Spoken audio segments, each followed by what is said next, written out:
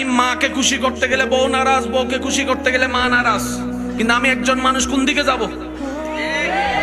ইসলাম বলে তুমি তোমার মার কি? সন্তান।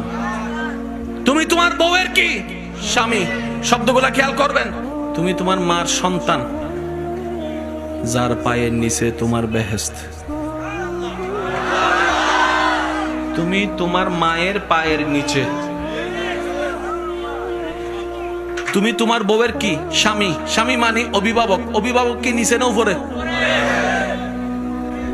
মায়ের পায়ের নিচে তুমি, আর বউ তোমাকে মাথার উপর রেখেছে, কারণ তুমি বউয়ের অভিভাবক। তো উপরওয়ালা তো নিচের ওয়ালার মতো হয় না, নিচের ওয়ালা তো উপরওয়ালার মতো হয় না। এবার সে বলে আমি করব কি? বলে যে শুনো, তুমি মাকে মাথায় রাখো, বউকে বুকে রাখো।